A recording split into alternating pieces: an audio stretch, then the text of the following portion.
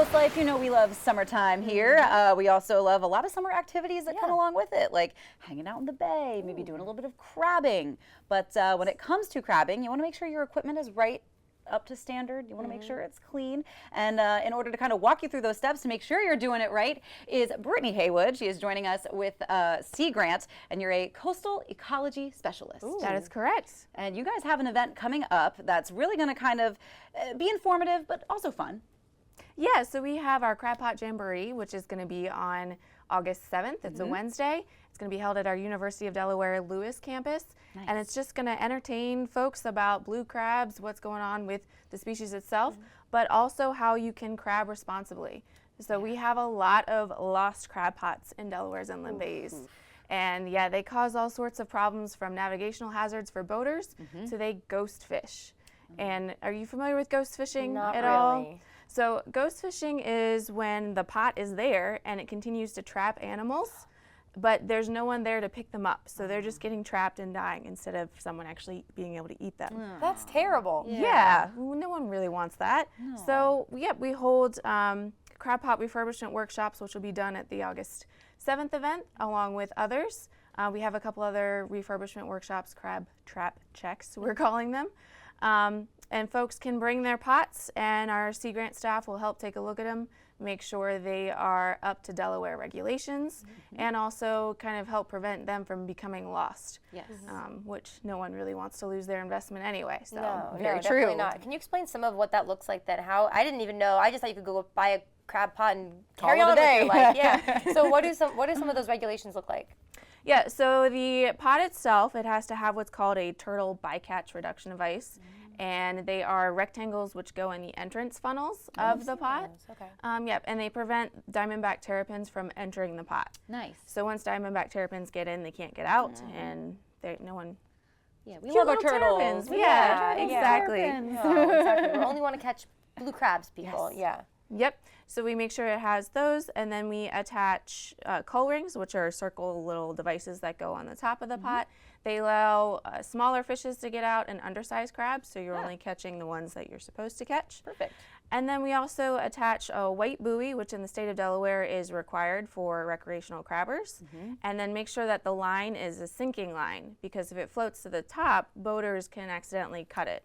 So if you make sure it sinks down to the bottom, you're least likely to run it over and have that buoy get disconnected from the pot. Yeah, because there's definitely those moments sometimes. I don't know if you've ever been out on the bay and all of a sudden you're like, I hope that was sand. Sorry. Maybe. Yeah. And so what do you do? I mean, if you have a pot out, you go home, you come back, and you're like, my buoy's missing. What should you do? Is there a way to report it? Should you try to go get it? How does that work? So the best practice is when you set the pot to mark the GPS location so you know about where it is, because most likely it hasn't gone very far. Usually it's around there somewhere, and you can take a pole or a paddle or something and kind of poke around and try and find it again. Nice. And that's really the best way to kind of keep track of it, because there are honestly a lot of lost pots out there. Some former research with the University of Delaware was looking at the amount of pots, and they estimate about 1 pot per acre, which if you're looking at the 20,000 acres of Delaware Bay watershed, that's a lot of pots. Yeah. So anything we can do to help prevent them, just poke around, look a little harder. Yeah. And in Delaware, you are supposed to check your pot every 72 hours. Okay. So make sure you are in that time frame and you're not just leaving them out there, because if you leave them out there during storms, they are more likely to get lost. Yeah, just like the big storm we had last night. Yeah. Hopefully you lost your crab pot. Yes, please go check. Yeah.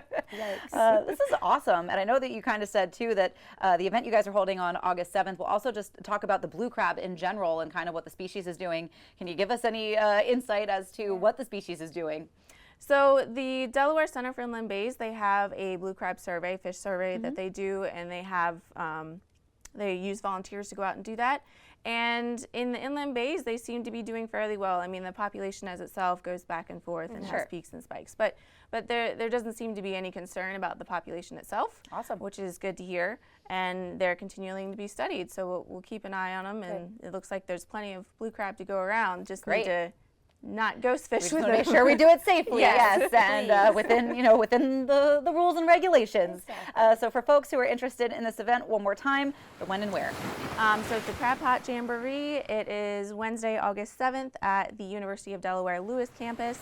And our information is available on our website, delawareseagrant.org, if people want to see more of what's going on and who all will be there. Perfect. Fantastic. Awesome. Thank you so much. Yes, Brittany, thank you so much for coming in and sharing all this information. And I mean, I know we feel better informed already. So I know guests of the Crab Pot Jamboree are going to walk away even more knowledgeable. But when we get back, we are checking in with a winner who got a big bathroom upgrade. That's coming up.